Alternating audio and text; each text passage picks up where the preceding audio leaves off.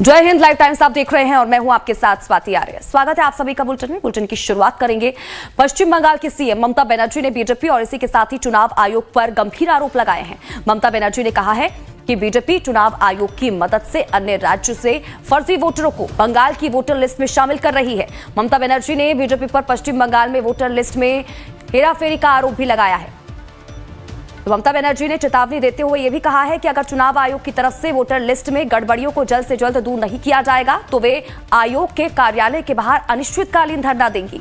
ममता बनर्जी ने बीजेपी पर महाराष्ट्र और दिल्ली के चुनाव में गड़बड़ी करने के लिए फर्जी मतदाताओं के नाम जोड़ने का भी आरोप लगाया है। तो वहीं दूसरी तरफ बीजेपी ने ममता बनर्जी के आरोपों पर पलटवार किया है। बीजेपी ने कहा है कि ममता बनर्जी हताशा में हैं और उनका मानसिक संतुलन ठीक नहीं है। केंद्रीय मंत्री सुकांता मजूमदार ने कहा कि ममता बनर्जी अच्छे से जान चुकी हैं कि वे अब पश्चिम बंगाल हारने वाली हैं और इसीलिए हताशा में वे इस तरह के मनगढ़ंत आरोप लगा रही हैं।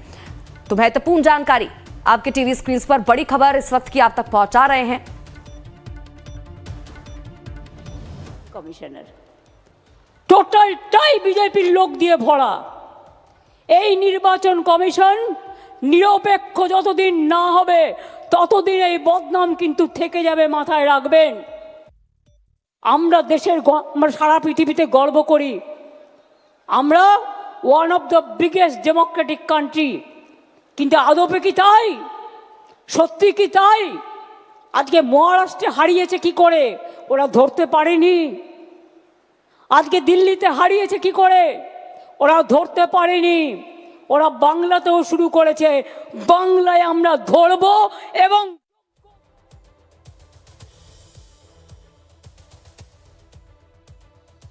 और वहीं पश्चिम बंगाल में वोटर्स की हेराफेरी के आरोपों पर टीएमसी के सांसद कीर्ति आजाद से खास बातचीत की हमारे संवाददाता कमलेश सिंह ने। सुनवाते हैं आपको इस दौरान उन्होंने क्या कुछ कहा।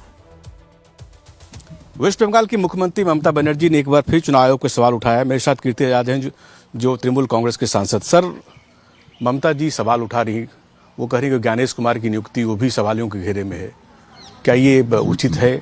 बिल्कुल सही है, उन्होंने बिल्कुल गलत नहीं कहा। देखिए, संविधान के विपरीत ये लोग काम कर रहे हैं।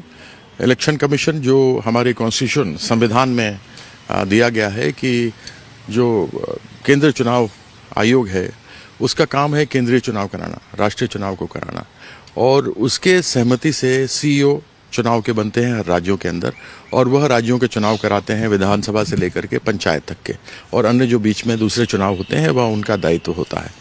लेकिन इन्होंने कुछ ऑफिस मीमोज निकाले हैं जो संविधान के विपरीत हैं, गलत हैं, और हम सभी जानते हैं कि चुनाव आयोग को भी एक तरीके से खरीद लिया है। जब पहले विपक्ष के नेता हुआ करते थे, प्रधानमंत्री हुआ करते थे और चीफ जस्टिस हुआ करते थे, इन्होंने वो सब कुछ बदल डाला है। अब इन्होंने ऑफिस मीमो निकाले हैं दिल्ली में, बिहार में, बंगाल में, तमिलनाडु में और केरला में। इन राज्यों में इन्होंने अपना आदमी बिठा दिया है जो असंवैधानिक है, संवैधानिक नहीं है वो, क्योंकि आप इस प्रकार से बैठा नहीं सकते किसी को भी। ऐसे अनेकों ऑफिस मेंबर्स इन्होंने निकाले हुए हैं। दिल्ली में इन्होंने किया, उसके बाद सभी जानते हैं कि 10-10, 15-15 हज़ार यूपी बिहार के लोग, बाहर के लोग आए यहाँ पर। एक एमपी के घर में जिसके पास एक छोटा सा स्टाफ क्वार्टर होता है उसमें 150-150 वोटर हैं। ये प्रवेश वर्मा जी यहाँ जहाँ रहते हैं, हालांकि इसमें रहना नहीं चाहिए था, वो हट गए हैं, लेकिन ये अब इन्होंने अपने नाम से कोठी करा ली है, उसमें 150 के करीब वोटर हैं। इस तरीके से सब जगह पे इन्होंने वोटर बढ़ा दिए। इलेक्शन कमीशन ने कुछ नहीं देखा।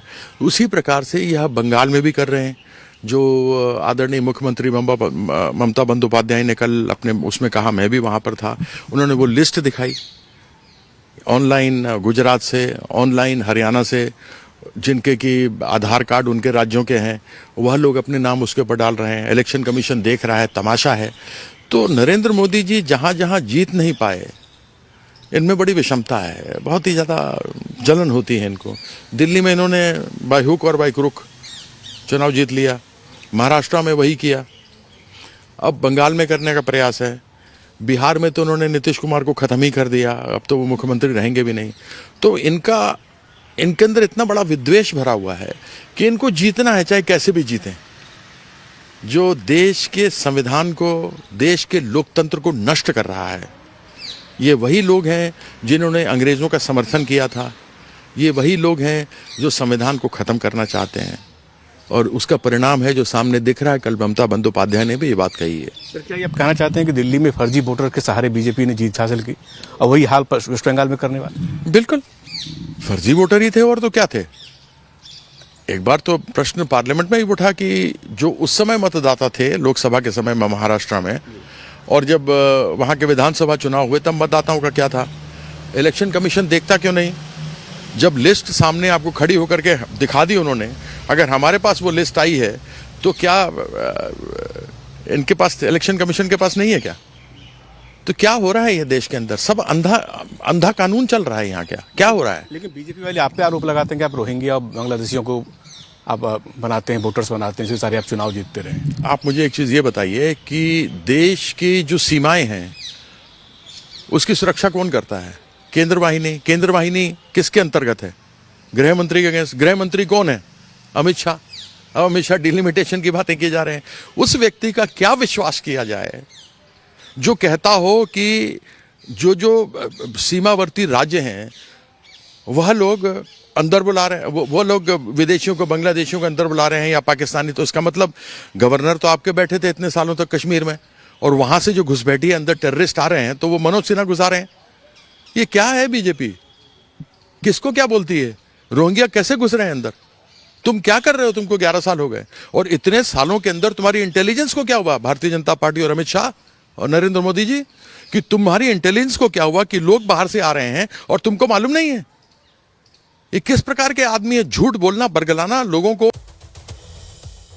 और वहीं ममता बनर्जी के वोटर्स की हेराफेरी का आरोप लगाने के बाद बीजेपी के नेता ममता बनर्जी पर निशाना साध रहे हैं।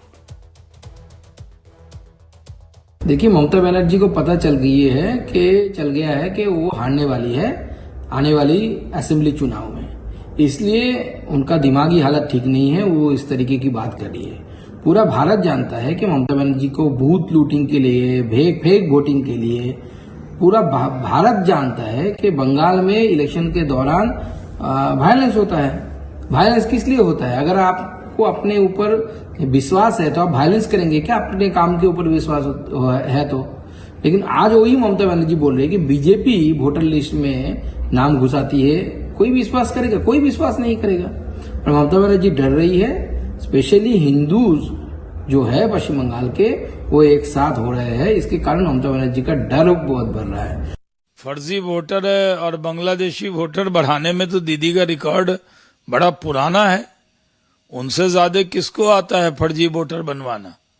उन्होंने तो बांग्लादेशी और रोहिंग्या को भी वोटर बना लिया है। उनको भारत के वोटर पर, बंगाल के वोटर पर यकीन नहीं है, तो बांग्लादेश और रोहिंग्या से इंपोर्ट करके ले आई हैं। और वहीं दिल्ली में कानून व्यवस्था को लेकर गृह मंत्रालय में बड़ी